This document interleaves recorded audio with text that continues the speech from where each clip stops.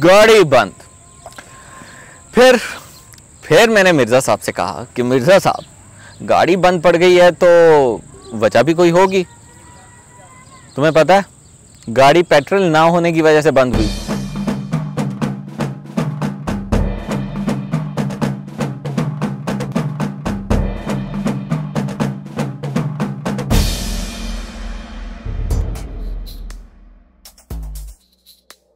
यार जी तो चाह रहा है कि वज़ीर पेट्रोलियम का जाकर सर फाड़ दूं। मिर्ज़ा साहब आपको बोला, मैंने कहा मिर्ज़ा साहब आहिस्ता आहिस्ता। मिर्ज़ा साहब क्या हो गया यार, क्या बताऊं।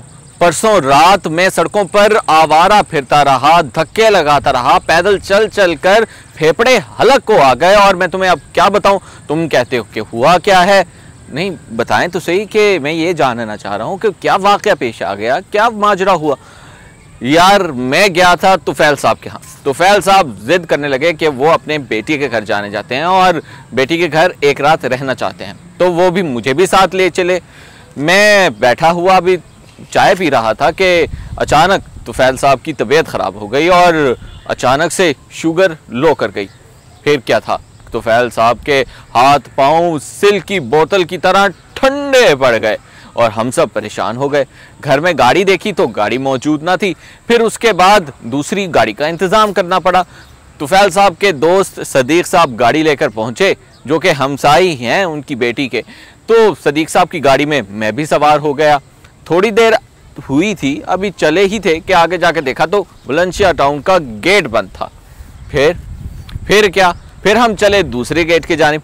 वहाँ पर चौकीदार तो मौजूद था लेकिन गेट ना खोला। हम कहने लगे भाई मरीज अंदर है, गेट खोल दो। वो कहते ना भाई ना, नौकरी से जाऊंगा, जान जाती है तो जाए, नौकरी ना जाने पाए।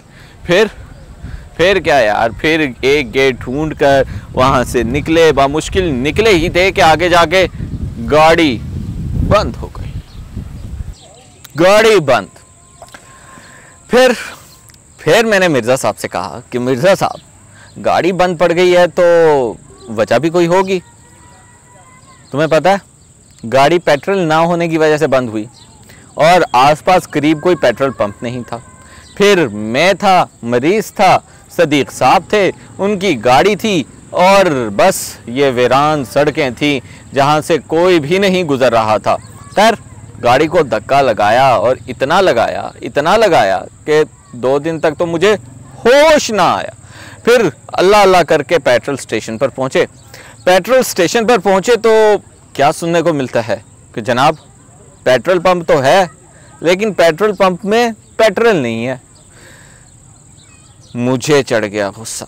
मैंने कहा भाई अगर पेट्रोल पंप खोलना ही था और खोले ही रखना था, पेट्रोल नहीं देना था तो पेट्रोल पंप को आग ही लगा देते ताकि किसी को पता चले कि पेट्रोल पंप में आग लगी हुई है, यहाँ से पेट्रोल नहीं मिल सकता।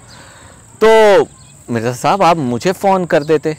यार ना मेरे पास बैलेंस था, ना सदीक साहब के पास बैलेंस था, तुफैल साहब को होश ना था, तो मैं कहाँ से फ़ोन कर देते। तो मुझे बताओ तो सही, ये कौन सी सिक्योरिटी है, ये कौन सा पेट्रोल है जो सस्ता हो जाता है मिलता नहीं है। मिर्ज़ा साहब ये तो है एक कमी के पेट्रोल सस्ता हुआ है, मिल नहीं रहा, इस तरह के मसाइल तो हैं। तो भाई क्यों नहीं मिल रहा, यही तो सवाल है। लेकिन मिर्ज़ा साहब सब ठीक हो जाएगा। तो मिर्ज़ा साहब ने मेरे ठीक होने पे क्या कहा वो आपको बताता हूँ। मैंने कहा मिर्ज़ा साहब सब्र रखें, सब कुछ ठीक हो जाएगा। कुछ ठीक नहीं होगा। मिर्ज़ा साहब एक बार फिर आग बगोला। मैंने कहा मिर्ज़ा साहब क्या हो गया। यार अरबों रुपए के वेंटिलेटर्स, मास्क, सैनिटाइजर्स वगैरह आते हैं, किट्स वगैरह आते हैं, कहाँ जाते हैं कुछ पता नहीं। और जो पेट्रोल अल्लाह अल्लाह करके सस्ता हुआ था, अब वो पेट्रोल भी आवाम के लिए नायाब हो गया है और उसकी दुगनी कीमत में आवाम को मिल रहा है। अब आवाम बेचारी क्या करे। यहाँ पर कुछ ठीक नहीं हो रहा और ना ही होगा।